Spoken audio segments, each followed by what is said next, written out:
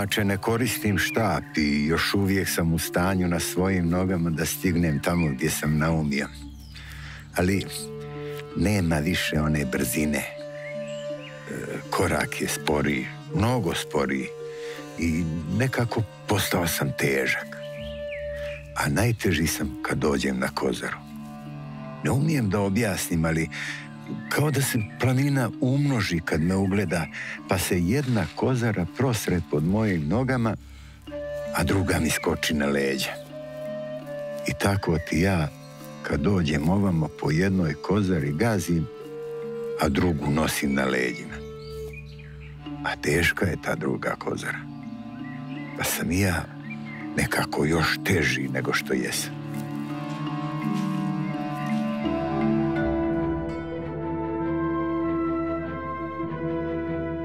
Poslije velikih demonstracija 27. marta 1941. godine, koje su spriječile pristupanje Kraljevine Jugoslavije Trojnom paktu, Njemačka, Italija i njihovi evropski saveznici napali su na Jugoslaviju. Napad je počeo 6. aprila, bombardovanjem Beograda.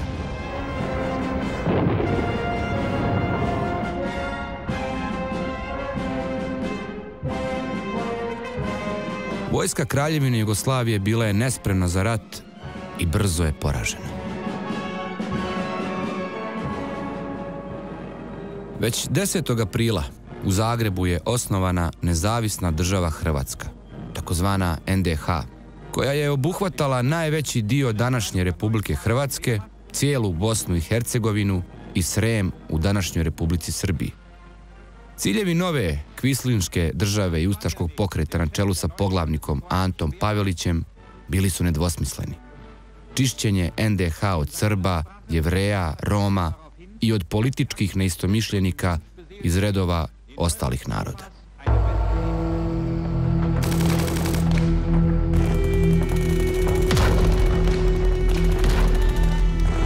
Joj, 3 goda srpska u mom vijeku, 3 obilića u mom mlijeku, joj, Srđane Đurđev dane, joj, Mrđane Mitrov dane, joj, Mlađene Ilin dane, Kozara izvila 3 bora pod oblak, Stojanka podigla 3 sina pod barjak. A nisam vam ja neki ozbiljan istoričar koji je objavio neke ozbiljne knjige. Ja sam običan srednjoškolski profesor istorije. Ali kad je moja Kozara u pitanju, tu ne dam da mi iko išta kaže. Ja sam po toj Kozari 42. 15 dana bježao i krio se sam i izgubljen. I tad sam prvi put čitavu ovu planinu uprtio na leđa. I od tad je nisam skinuo, nego je nosim na sebi i nosit ću je dok sam živ. Veliki je to teret, veliki. A najteži je kad dođem ovamo. A ja svejedno dolazim. Ne mogu da ne dođem, moja je.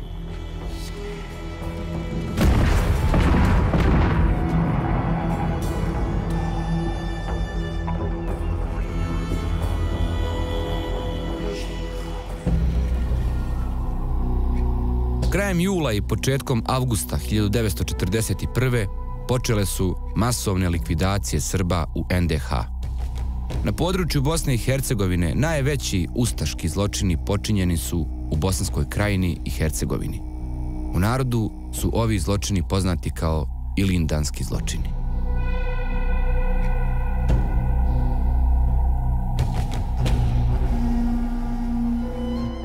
Na području Kozare hrvatsko stanovništvo je bilo malobrojno, pa su se vlasti NDH oslanjale na muslimansko stanovništvo, koje je poslije Srba bilo drugo po brojnosti.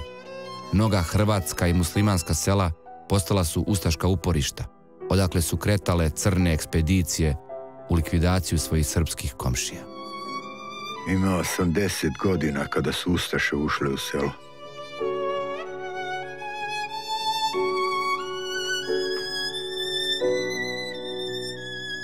majka mi tutnula komad pogače u ruku i rekla: idi, Vranko, nemoj da te zateknu. Bolje će ti biti u šumi nego među ljudima. I ja sam iskočio kroz prozor i pobjegao.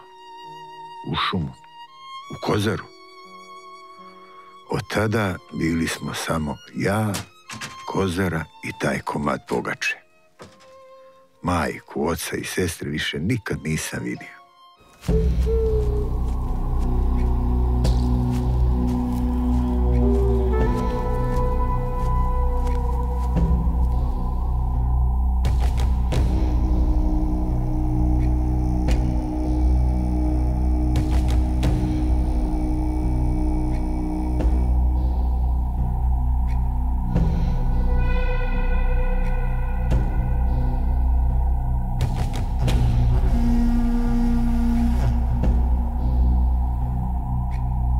Srpski narod iz Bosanske krajine se poslije zločina i pljački koje su sprovodile ustaše digao na ustanak. Ustanici su se podijelili na partizane i četnike, ali na području Kozare je velika većina ustanika bila u partizanskim jedinicama. Partizani su do proljeća 1942. uspjeli da oslobode skoro čitavu planinu Kozaru, pa čak i gradove Prijedor i Ljubiju. Tokom proljeća 1942. partizanski pokret u zapadnoj Bosni je znatno ojačao. To je dovelo do osnivanja prve krajiške brigade 21. maja 1942. koja je već sljedećeg dana dobila tenkove i stare avione.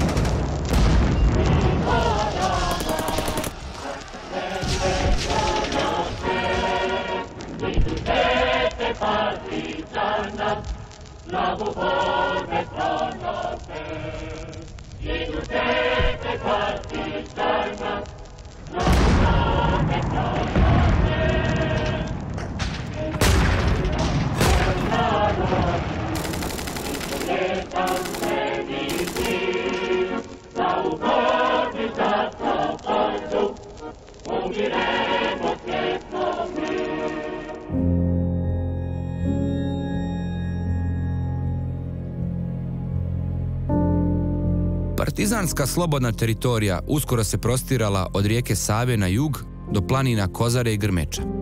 Partizansko vođstvo je planiralo i znatno proširivanje teritorije pod svojom kontrolom na jug, prema Mrkonjić gradu, na teritorije koje su tada bile pod kontrolom četnika. Ajde, Branko, ajde, idi. Biće ti bolje u šumi nego među ljudima.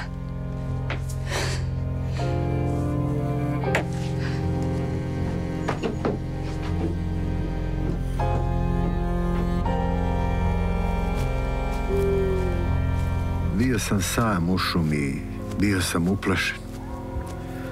Prva 3 dana nisam prestajao da plačem. Ponekad bih u daljinu čuo ljudske glasove, ali nisam smio da se javim tim ljudima. Sve vrijeme u glavi su mi odzvanjale majčine riječi: bolje će ti biti u šumi nego među ljudima.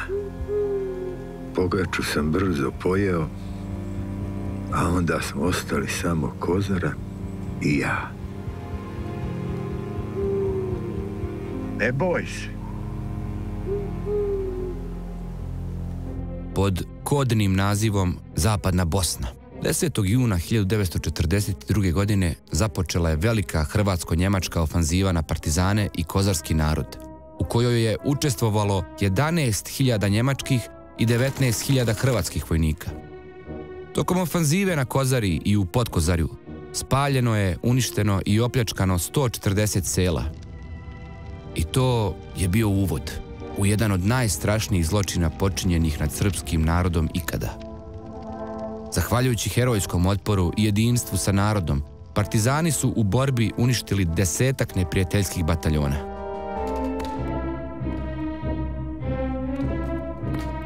Nakon opkoljavanja Kozare, neprijateljske snage su krenule u sistematsko potiskivanje i iscrpljivanje branilaca. A odbrana Kozare, koja je u početku bila uspješna, nakon 10-ak dana neprekidnih borbi počela je slabiti zbog zamora i nestanka municije, a i gubici ljudstvu bili su veliki.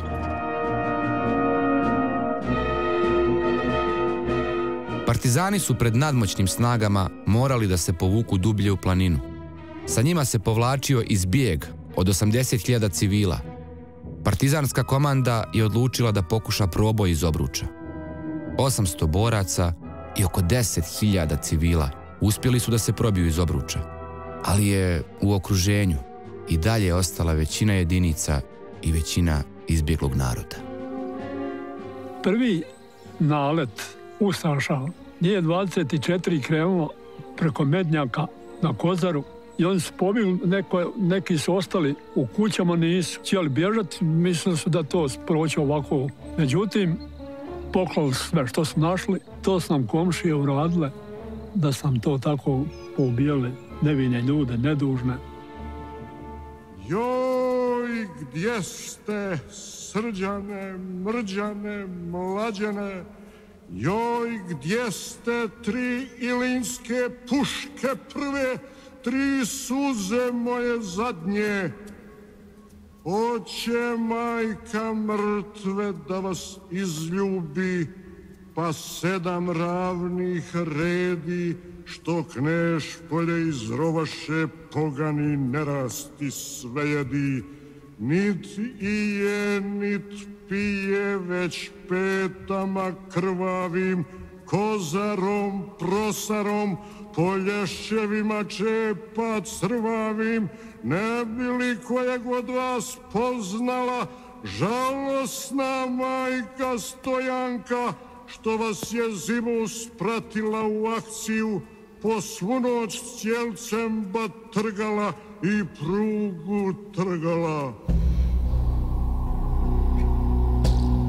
Boško Šnjegović i ostali komunisti šćerali su narod od Novoga pa Kostajnice i sve to zbilo tuda i onda su partizani napustili, ostao narod goloruk. I bolnica u Vitlovskoj gdje je Mladen bio. Jer ljudi su mi pričali, starije generacije, da je tu i Žarka zgonjena, omladinski bataljon, sav je izginao malo ko da je ostao, da se moglo odavde sa leša na leš, da nije morao stajati nazad, da se moglo, znači bataljon je kompletan, tu je Žarka zgonjena poginuo.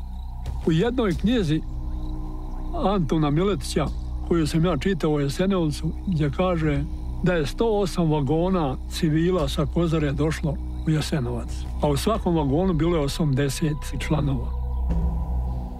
Spavao sam gdje sam stigao i jeo sam što sam našao, a ljudima se nisam javljao. I stalno sam bio u pokretu. Kozara me zagrlila svojim granama. Drugog zagrljaja i druge majke više nisam imao. Ni drugi pokušaj proboja iz Obruča nije uspio i partizanska komanda je donijela odluku da se preostale snage razbiju na manje grupe i razoružaju i da se oružje sakrije da bi borba kasnije mogla da bude nastavljena. Civile na Kozari zadesila je strašna sudbina. Njemci, a pogotovo ustaše, počeli su sa masovnim likvidacijama civilnog stanovništva. A oni koji nisu poginuli od ratnih dejstava ili likvidirani poslije njih, sprovedeni su u logore.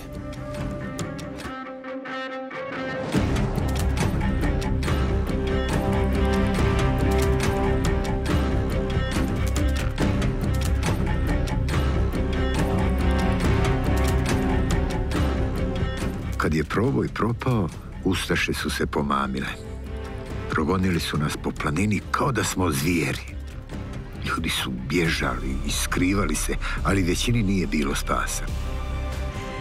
I ja sam bježao od svakog šušnja i šuma, a Kozara je na mojim 10-godišnjim leđima bila sve teža i teža. Većina naroda iz bijega završila je u logoru Jasenovac, a neki i u logoru Sajmište u Zemunu ili u logorima u Norveškoj i Njemačkoj. Moj strah je bio tako veliki da nisam više bio ni gladan.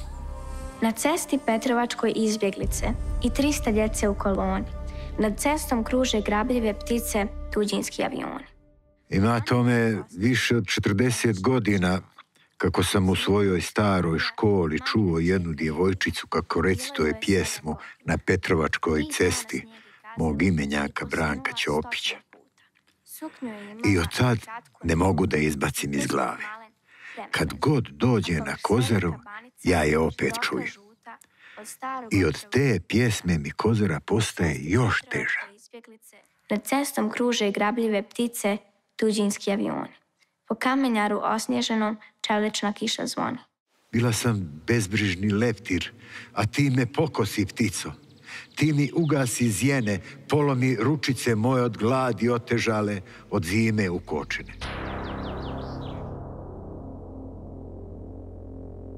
U NDH su postojali posebni logori za djecu. Ustaše su, pored likvidacije i puštanja djece da umiru od bolesti i neuhranjenosti, nastojali da od dijela malih Kozarčana prevođenjem u katoličku vjeru i indoktrinacijom naprave ustaški podmladak. Stradanje srpske djece sa Kozare bilo bi još strašnije da nije bilo pomoći koje je za male logoraše pokrenula Dijana Budisavljević. Dijana je bila austrijska državljanka i zahvaljujući njoj i njenim saradnicima preko 7000 djece je spašeno iz NDH logora.